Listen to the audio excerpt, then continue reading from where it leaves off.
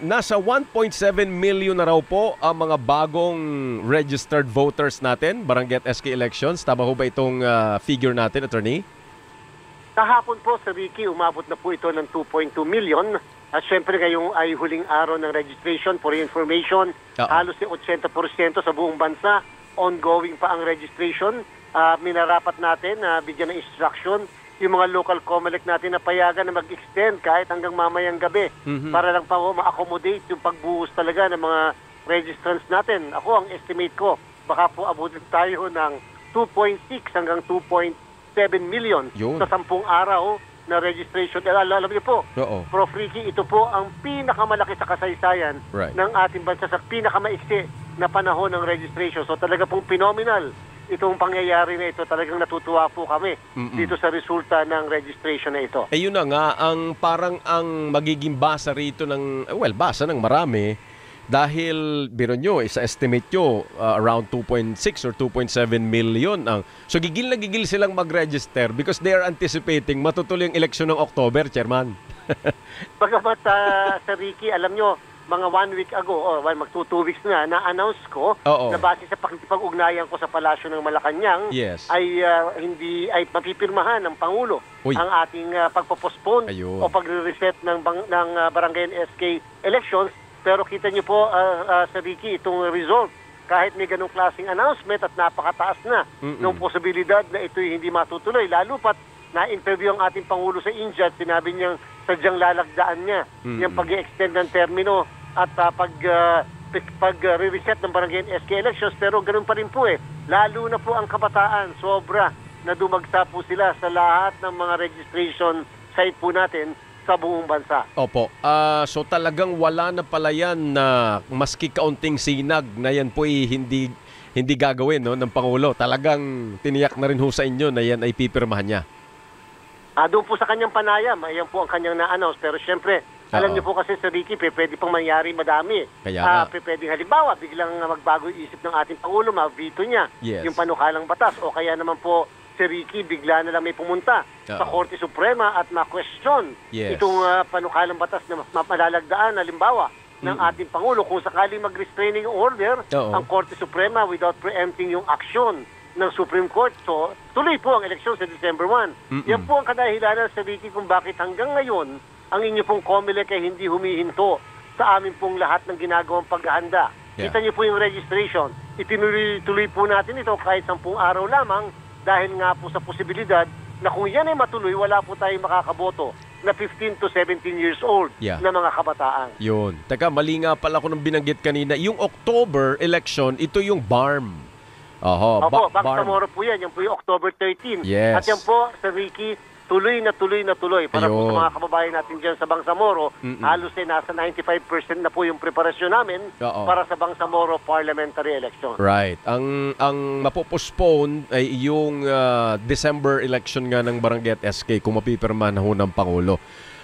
Interesting yung binanggit mo, Attorney, na kung sakaling ma-question ito sa Supreme Court kasi ang alam ko isang maingay ngayon si Attorney Romulo Macalintal at sinasabing kung sakaling mangyari nga ito, medyo may labag ito sa konstitusyon.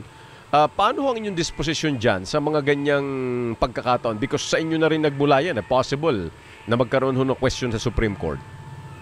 Ayun po ay natanong din ang ating Palasyo ng Malacanang. Sabi po natin, siyempre, sa puntong yan, ang COMELEC kasi ay neutral. Kami po ay tagapagpatupad lamang ng batas. Talagang ang pagdidesisyon kung itutuloy, i-reset, ipopospon ng isang eleksyon ay nasa Kongreso at nasa Ehekutibo po natin. Pag kami narapat nilang huwag ituloy, then susunod at tatalima po ang inyong Commission Elections. Bagamat, alam nyo, Prof. Ricky, for purposes lang ng information, para alam ng mga kababayan natin, iba po kasi noong 2023, kung saan yun po yung pinakahuling eleksyon natin, natatandaan ng lahat, na reset yung dati. At ito pong postponement na ito, sapagkat sa kasalukuyan, ang kadahilanan po ng postponement o resetting ay sapagkat pinifix na yung termino ng barangay officials mula 3 taon sa ang isang termino, ginagawa na po itong 4 na taon.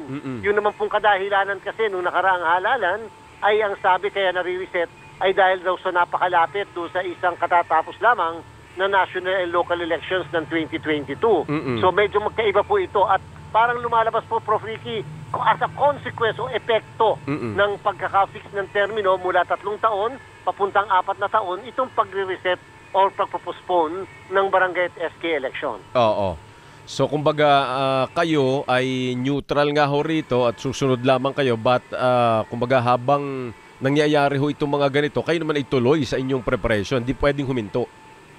Ay opo, kasi halimbawa Sir Ricky, bigla na lang pong natuloy ang December 1, tapos hindi po kami namili ng mga kagamitan, hindi kami nag-train ng teachers, o hindi po kami naghanda at nagpa-print ng balota o kaya na rehistro ng ating mga bagong botante, tapos naman po tayo naman po ang masisisi dyan. Ngayon po, kung magtutuloy-tuloy naman po ang COMELEC, meron din naman pong konti rin pong disadvantage sapagkat maaari po, Prof. Ricky, na may mabili tayo na ilang kagamitan na maaari mag-expire sapagkat alam nyo, katulad halimbawa ng ballpen o kaya katulad halimbawa ng indelible ink, yan po kasi ay merong expiry date.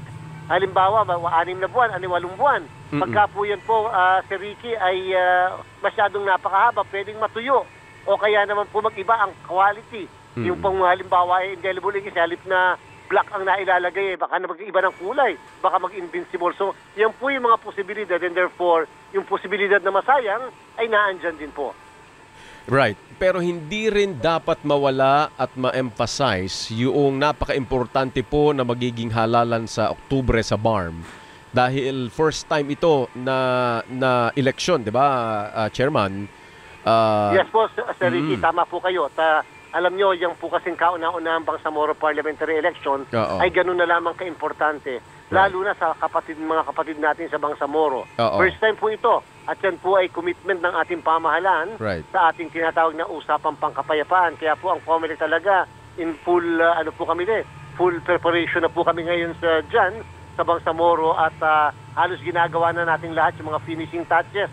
Ika nga, para sa paghahanda, October 30 na po kasi ito. Mas maaga doon sa barangay SK elections na dapat ay December 1. Anong mga hamon dito sa mangyayaring ang eleksyon na ito, Chairman, sa October, ang inyong ina-anticipate? Bagamat 2.3 million lamang ang botante sa Bangsamoro at ito'y isang rehiyon, pero tatandaan natin na lagi na lang po na ang focus ng lahat ay naandyan sa Bangsamoro. Sa kasalukuyan, Sir Ricky, dapat po kasi ang ihahalal dyan ay 80 na miyembro ng parlamento. Yan po yung nakalagay sa election code ng Bangsamoro. Subalit sa kasalukuyan po, kung natatandaan ng lahat, yung po kasing sulu, sinabi ng Korte Suprema, ay hindi dapat kabilang sa Bangsamoro. At kung magkaganon, meron po kasing naka-allocate sa kanya na 7 seats sa parlamento. Kumbaga sa atin sa Sanggunian o kaya sa Kongreso, may 7 na miyembro dapat ng parlamento na galing sa sulu. At dahil po sa pagdesisyon na yan ng Korte Suprema, yung pong 7 na representante ng sulu, kinakailangan i-distribute sa mga natitirang probinsya ng Tawi-Tawi, Basilan, Lanao del Sur, Maguindanao Sur, Maguindanao Norte at special geographic areas. Hanggang ngayon po, oras na ito, wala po pong distribution na ginagawa at naipapasa ang ating parlamento. Kung kaya po may posibilidad na ang eleksyon ay sa 73 lamang na seats at hindi po 80 na nakalagay sa election code. Wow. So yun pala yung kumbaga so far ay hamon dahil kailangan yun na magkaroon ng decision immediately, Chairman. Ano na ngayon halos maya-maya kalaghatian na ng August. Prof. Ricky, dapat din po maunawaan ng mga kababayan natin na kami po yung nagbigay ng deadline dati na May 30. In-extend po namin yan ng June 15, June 30, July 15. Ngayon po, Prof. Ricky, August na. August 10 na po yan. So, kasi po, kaya po kami nagbibigay ng ganun palugit at kami naman po nagpaigaliwanag mabuti sa Bangsamoro Parliament ay sapagkat, Prof. Ricky, ang mga balota po kasi sa Bangsamoro ay iimprenta. Hindi po katulad sa barangay SK election sapagkat ang eleksyon po sa Bangsamoro ay automated. Sinabi po ng batas na nagpaliban ng halalan dati sa Bangsamoro na ang Bangsamoro Parliamentary Election ay pagpapatuloy lamang ng national and local elections na dapat ay kasabay ito. Kung kaya ito ay automated at ang mga pangalan ng mga kandidato ay kinakailangang imprenta. Hindi po katulad sa barangay SK na kahit blanco ay pwede po magamit yan kahit yan ay ma-reset. Tatanggalin lang namin yung date ng mismo mga balota na yan. Ang problem po natin, kung sakali pong Prof. Ricky maipasa yung mismong batas sa Bangsamoro. At yan po yung Bangsamoro lang po, hindi po sa Kongreso. Yung pagdidistribute ng 7 seats, Prof. Ricky, kinakailangan magpa-open tayo ng filing ng certificates of candidacy doon sa mga lugar na maaapektuhan ng redistribution. Ibig sabihin, kung dati-rati yung isang distrito ay 7, tinanggal mo yung 2, di 5 na lamang. Tapos yung 2, isinama mo ngayon sa isang bagong distrito, kumuha ka sa iba, so may bago kang distrito, may bagong mga bayan. So dapat magpapa-file ka ng candidacy doon sa dating distrito na nawalan at doon sa bagong distrito na na-create.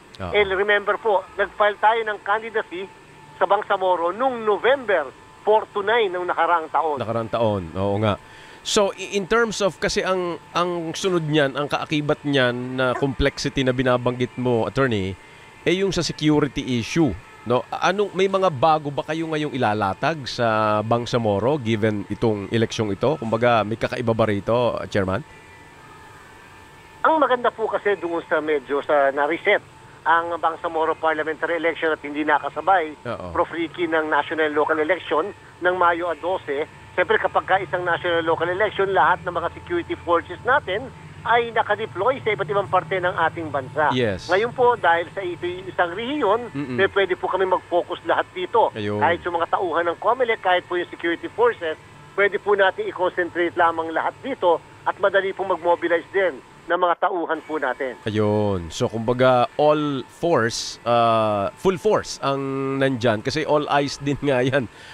Hindi lang dito, maging sa international community. Kasi alam nyo naman kung gaano kahalaga yan. No? Isang nagsasariling, kumbaga, sub-state yung Bangsamoro. At matagal na hinihintayan ng ating mga kababayan dyan. Tapos, yun nga, sa inyo bang yung sariling pakiramdam, attorney, dahil nga dikit October election, tapos kung matutuloy din nga halimbawa yung December, medyo dikit nga at mahirap on your part din sa COMELEC. Talaga pong napakahirap, Prof. Ricky, alam niyo po, para po sa kaalaman ng mga kababayan natin, isang eleksyon, hindi po talaga yan isang gabi lang na nape-prepare. Yan po ay isang operational nightmare po talaga yan. Isipin yung masigurado mong ang lahat ng kagamitan ay makakarating sa lahat ng barangay sa 42,000, almost 43,000 barangay sa buong Pilipinas at bawat mga eskwelahan. Yung mga teachers natin, kinakailangan i-training mo. Yung mga teachers natin, kulang-kulang 1 milyon yan sa buong Pilipinas. Yung mga security forces, para issue pa ng violence, yung issue ng mga violation ng mga election laws natin na pwedeng maging kaso ng mga kandidato. So ganun po kahirap ang isang halalan. Subalit siyempre yung COMELEC naman, kami po yung nabubuhay sa karanasan. Kami po, basta mabigyan lang kami ng sapat na konting panahon, resources, kaya naman po namin ng lahat ng yan. Yung curious question lang, last na po ito, attorney, yung pamantayan dyan, kasi siyempre dahil nga Mindanao area, hindi masyadong yung reporting, hindi sustained ngayon, pero same yung nangyayari, no? Yung pagbabantay ninyo sa mga vote buying, same consideration when you are parang nagbabantay dito sa national elections natin, ano ho? Ay, opo, maaari po. Tama kayo, Prof. Ricky. Hindi lang na-report na madami. At nakafocus talaga dito sa metropolitan area, sa NCR. Pero kami po ay ganun, madami po kami nakasuhan. Madami po tayong mga violations din na talagang tinapatan ng pagpapatupad ng batas. So, equal importance po yan. At maaari hindi lang talaga nalalathala, na i-cover ng TV ng ating po media. Pero pare-parehas din po. And hindi naman dahil dapat ibigyan ng special attention ang Bangsamoro. Pero kung merong isang indikasyon, Prof. Ricky, na nakakatuwa naman, ito yung nangyari nitong Mayo 12. Sapagkat napakatahimik po ng Bangsamoro, well, buong bansa na, nung nakaraang Mayo 12. Siyempre, kung naging matahimik itong Mayo 12, hopefully, ganyan na rin ang mangyayari dyan sa Bangsamoro. Dahil, alam nyo, sa Lanao del Sur, for the first time, sa kasaysayan ng ating bansa, sa ating eleksyon, saan ka nakakita? Dati inaabot ng 2 linggo, 3 linggo makapagproklama ng mayors. Ngayon, gabi ng eleksyon ng Mayo 12, nagproklama kami ng mayor. Yung gobernador, inaabot ng buwan, pati congressman. Ngayon, inaabot lang kami ng 2 araw, nakapagproklama kami ng congressman at saka governor. So, ibig sabihin medyo kahit paano nag-i-improve na rin naman on how we conduct elections sa mga lugar na yan. Okay, sige. Attorney, as always, your energy talaga naman. Attorney, salamat at kami tatawag uli sa mga susunod pong araw para makibalita sa inyo. Salamat po, mabuhay ka, Chairman. Maraming salamat po. Mabuhay po, Prof. Ricky. Salamat. Attorney George Erwin Garcia, Chairperson po ng Commission on Elections.